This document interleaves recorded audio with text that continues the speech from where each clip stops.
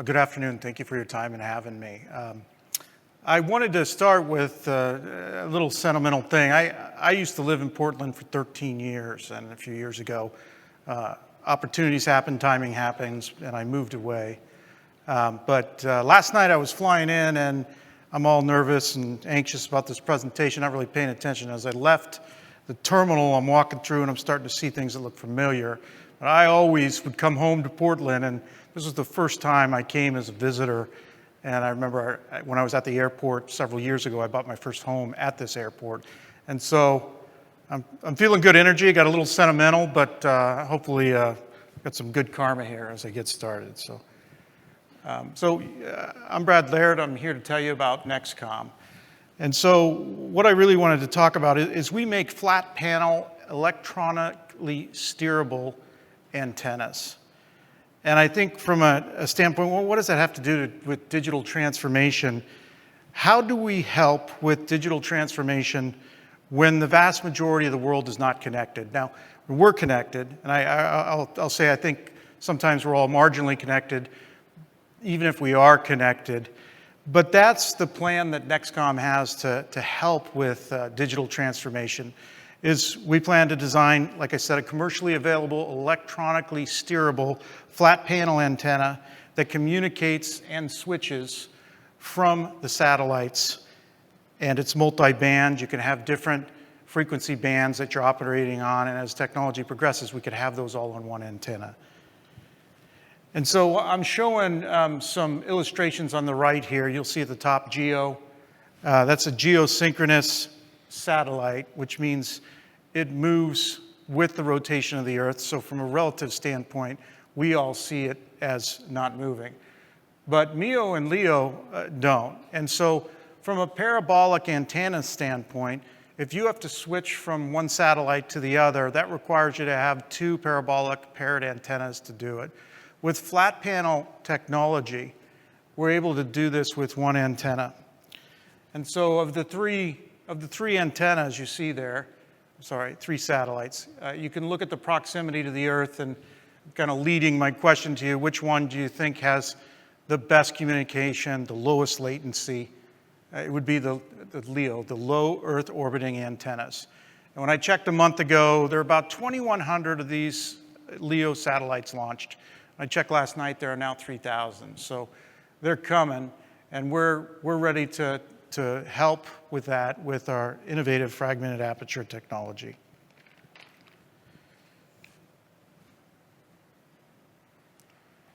So who are we? You know, we're located in Atlanta, Georgia, about 60 miles north in Ball Ground.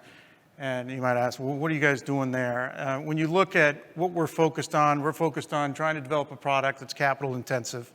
And so the two things we're focused on is making sure we value our people and the technology. By being located here, we're able to have the cost of the factory be relatively low so we can focus on those things. Our fragmented aperture technology is something I'll talk about in a few minutes.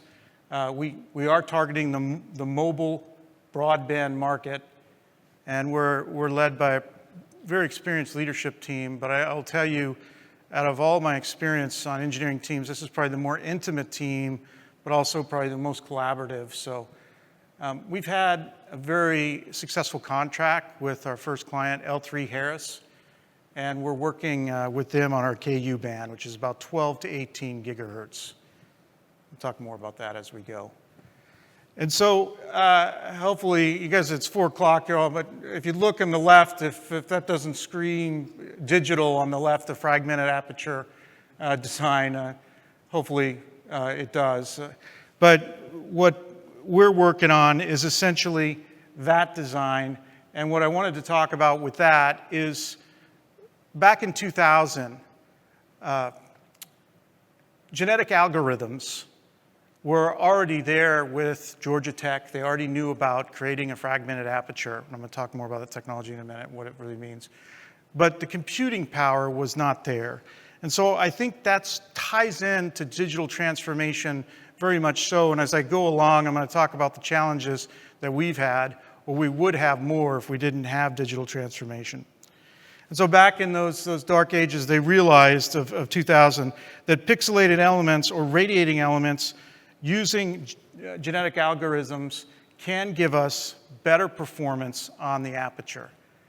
And then you saw, as we migrated through that time, it picked up interest. So $100 million from DARPA, and I'm sorry, I'm terrible with acronyms, so I'll just read it to you. Defense Advanced Research Project Agency. But that gentleman on the bottom right is also part of ACT, which is Arrays at Commercial Time and Scale.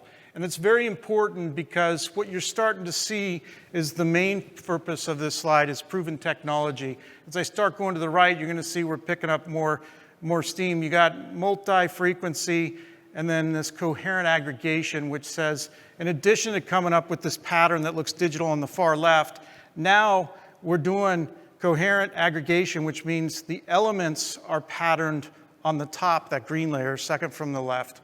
And then underneath it, the beam-forming devices are also aligned with that. And so as you move to the right, now we're starting to get some more interest from DoD. They're picking up the first fragmented conformal antennas, and these are actually films that can be put in the form of a fuselage. So you're starting to see more application-specific, that we can really get creative with applications and also move forward with hopefully getting this to be more commercially available at volume. And so last few years, this is where NXTCOMM came to the market. We recognized if we could start to look at this in a modularity perspective, we could also help grow the technology and also support the fragmented aperture with the algorithms. We believe in the mathematical approach to designing our fragmented aperture. The radiating element, when designed, is way better than a monolithic patch antenna. And so this all can be integrated into this idea that we're growing on existing technologies, PCB technologies. And so this slide is probably the most important because I feel like I throw genetic algorithms up here and it's very complicated for me to understand, and then I'm up here explaining it.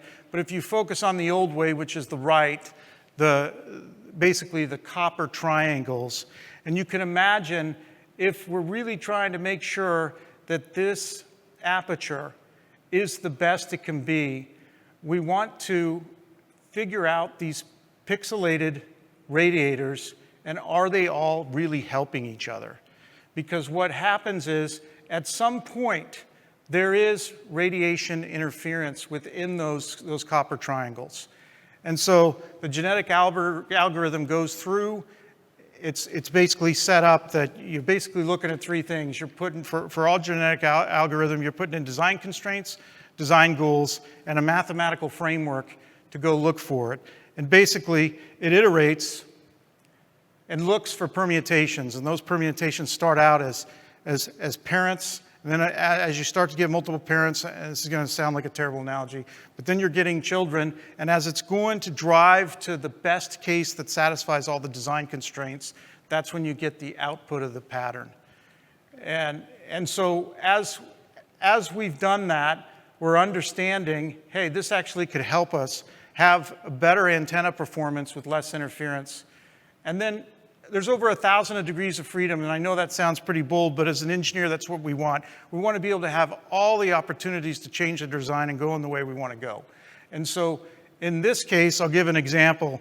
Satellite gain to an antenna like the one I'm going to show you for light infantry tactical KU band, we need to be able to communicate with those LEO satellites. The LEO satellites are much closer than the other two satellites, but relatively, they're still really far away.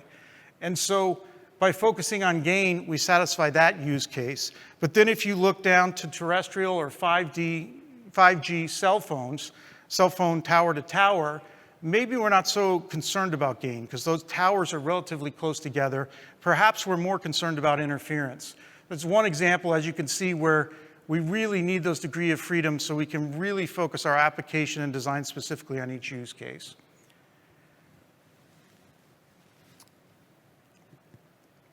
So resulting radiators, and I think this is a key part of our radiators, they're inherently wideband, and I'm going to talk more about that. It's very important. We're also making sure We reduce the parasitic effects within the design, and that's basically talking about the same thing I'm talking about before, which is the radiating interference. And they use less power. And later on in the presentation, I'm going to talk about we really got to focus on using less power if we want this technology to transform. So this is actually a fun slide for the gentleman up at the top. I'm going to personalize it. This is Nick. I'd call him the jack of all trades, but that doesn't do him justice. He's a degreed mechanical engineer, electrical engineer, embedded systems, and software engineer. And this was this spring when we got our prototype. That's our prototype. We got our prototype to actually connect with the satellite. That was not an easy process, as you know, when you're troubleshooting something. The hardest thing about troubleshooting is when you're not getting any data at all because you don't know which direction to go. But we've had some really big gains. We had a PDR, which is a preliminary design review, last year around this time with L3 Harris. That is saying your design looks feasible, go build us a prototype so we know it's a viable product, and let's get in a parallel path with you to design a production product.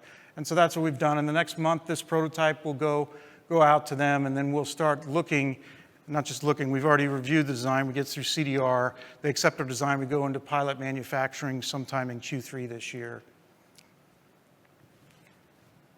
See if I can go back here. Just that's a GTR range in the upper right corner and a spherical range in the lower right corner.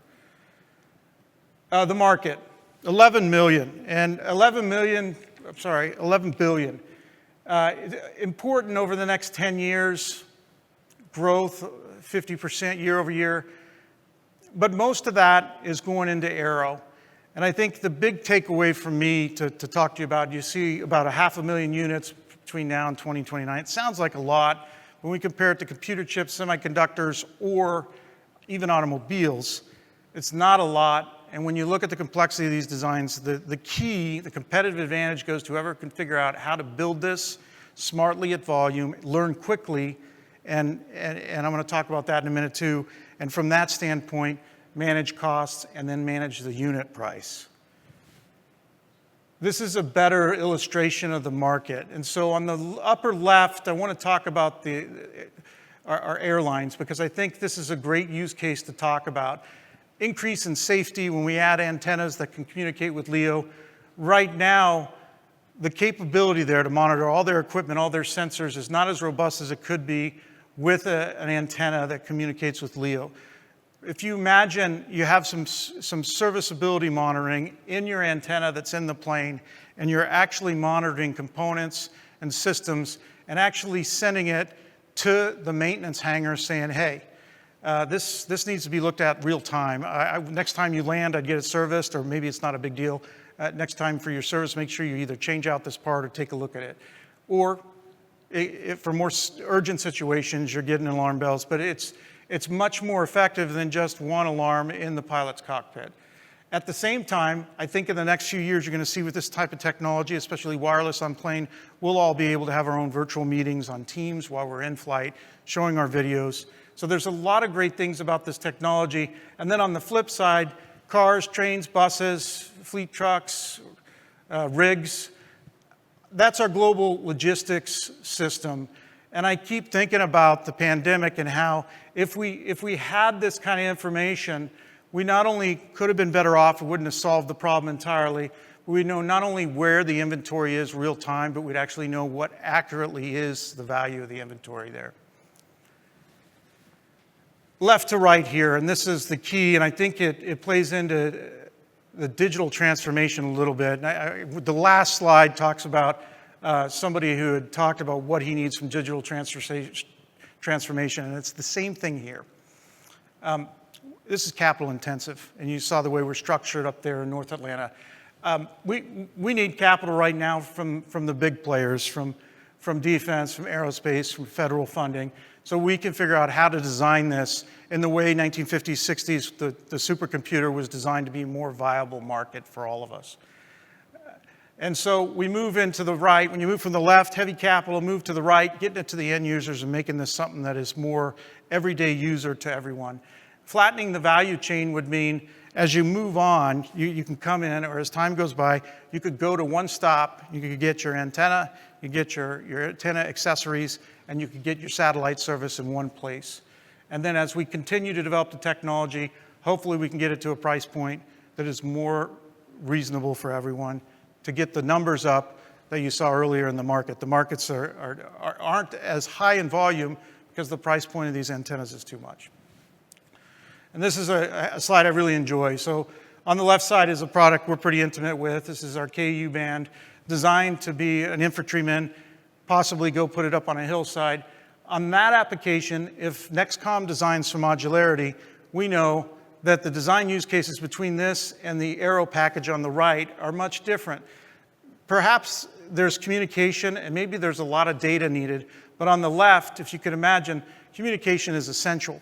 Perhaps the amount of data is not essential, so the aperture would be relatively smaller versus an airplane that's fully loaded with passengers with everyone using the communication. And this is my personal slide. We've done a lot in a year, but when I see this slide, we're not going fast enough. And I think that's the part where you've heard fail fast. I never really like that, but that's fine. But I think it's finished quickly and completed and move to the next design. Here what you see, and I'll just start from the left to right. If you move from the left to the third, and you can see the PCB, large PCB green arrays, that's the secret sauce. That's the fragmented aperture with the beamforming stuff behind it. That's the technology. You go behind that, we're dissipating a lot of heat. And I'll tell you, somewhere between 0 and 1,000 watts. You expect we got to do something with all that heat, we got to dump it. Passively is the optimum way to get rid of that heat where you're not adding more energy. But you put an active air conditioning unit, we've just taken ourselves out of the market. But if we can figure out a way to cool it passively or possibly a hybrid approach, we can get the temperature down of the chips well below their operating and reliability numbers. And then as you move further back, a lot of components. I'll say this, we know we want to iterate quickly and move on for this. We learned on this while we were developing and learning on the prototype. And so that's where I really think it's important. You finish fast and move on to the next. And I think that's how successful companies make it. We get this done so we can get it out in our partners' hands and our clients' hands. And here's an older version of what that is. And again, we're looking at federal funding, our partners, aerospace and defense. But I also want to talk about other use cases. And this is ideally, we want to create a viable product for everyone and get the price point down as this evolves over time, as technology evolves over time, that everyone could use it and it would be seamless. The white rectangles, as you see on there, shouldn't even impact the user and should be something that you have an experience that is only beneficial. This is an agile design or an agile antenna, and what I like about it is you've got two relatively different bands. You got KU band, which is 12 to 18 gigahertz. You got basically Ka band, which is 2x that, 26 to 40 gigahertz. But it's rarely you see them both on the same antenna, being able to operate both bands. I think you'll see this in the future, and this gives us the ability to use bands that are more appropriate for the application at the same time. I want to go back once. I wanted to talk, Jim Cramer had something, and I saved it as a favorite on a different device, but he had a CEO or CFO affected by digitalization, and I'm paraphrasing this, but he said, I don't care about the market correction. This was just this last week. With regard to digitalization, if we don't invest now in digital transformation today, we won't have it when we need it in 2, 5, or 10 years down the road. I liked it because it applies directly to the industry we're in. We really need the capital so we can get through the development and get coupled up with other industries such as PCB manufacturing that can do this better and cheaper. And that's my presentation. Thank you all for your time. So what do you guys take away from this? It seems like it's a very different space. It's about innovation. Certainly, it takes a lot of creativity. You're also tackling a problem that has been around for a long time. You're using machine learning and artificial intelligence techniques. What other things can you guys glean from this to kind of apply it to your world? Yes, go over here, and then, yeah. The main thing that I think about just owning rural property, I think I mean, I see a million applications for that. There are vast swaths of the globe that have no internet access at all that suddenly are enabled to Yeah. take advantage of all the opportunities of IoT, et cetera, with a technology like that. Okay, and there's another comment behind you. Yeah. Hey, yeah, I was just going to say just the word accessibility, right? Not necessarily just folks who don't have access today, but also in areas having faster access means that we will all be even more accessible than we think we are today. You know, 10 years ago we thought we had pretty good technology. Yeah. But in Right. 10 years from now, Right. the types of applications that are going to be built on top of this, putting it on the car as an example, it's a lot of endless applications as we think about digital transformation for our customers and our businesses. What will this mean for bandwidth? In other words, I might have missed it in the beginning, but how is this going to change the ability to get that connectivity on the ground? I think it's really going to improve it once we can make it viable financially for everyone. I think what I'm thinking, and But the I don't, performance, how big is the performance difference with this type of approach? yeah, I don't think I can quantify it here. I'll say Okay. it's significantly better. Significantly Yeah, better, yeah. yeah. But it also points out that you need significant capital to make these kind of investments. How do you get that capital, especially when you're talking about, you know, this kind of a change, right? Because there's a lot, it's very resource intensive, Yes. right? Yeah. Interesting. Any other takeaways? And yes, in the back, yeah. Microphone. I did in the military when I was there, SATCOM, and so are you guys thinking about going direct to consumer at some point, or are you thinking B2B? Yeah, I think towards the end of you saw some images, and that's ideal. Like, I think if we really could figure out how to develop the product, design for lean manufacturability, but also couple with different industries who do some of this technology well to get the price down, that's when we can really commercialize. Right now, we're using some of the bigger organizations, Department of Defense, you know, aerospace and defense companies, to help us partner and get the high capital needed to get started. And then, like I said, iterating fast. At some point, we got to be at the minimum viable product, and I don't think that's there right now, but that's our goal. Right, yeah, I see tons of applications in the rural space. It's going to be a game changer if you guys can do that. It's very exciting, and when you think about the connectivity, everything we talk about depends on bandwidth and connectivity, right? But that's still such an obstacle. There's one more comment or question? Yeah, I've been working with a young guy out of MIT who's really looking at fire detection, and subject that's near and dear to the hearts of everybody who lives in the Pacific Northwest. And this is a key issue for them, right? Is that right now cameras are looking at smoke, but by that time it's too late. So there's, you know, the sensors that need to be out there are looking at things like humidity and wind, and there's a huge amount of data that they need to collect. And you know, Weyerhaeuser, for example, who's planting and thinking about how to sort of build out the forest, but also how to do like controlled burns and that sort of thing. Yeah. So. How many years are you from viability, would you say? Well, I would say the next generation of this, I'd like us to have something that's more viable than what this is, which is 8 to 12 months. 8 to 12 months, okay. Yeah. So really, it's not too far down the road when we can start to see this stuff and really solve some of those connectivity problems. So everything you're doing in digital transformation really does depend on the ability to have connectivity. So this is exciting. I mean, it's a really interesting approach and fascinating. So thank you so much for sharing that with us. Appreciate it. It's tremendous. Excellent.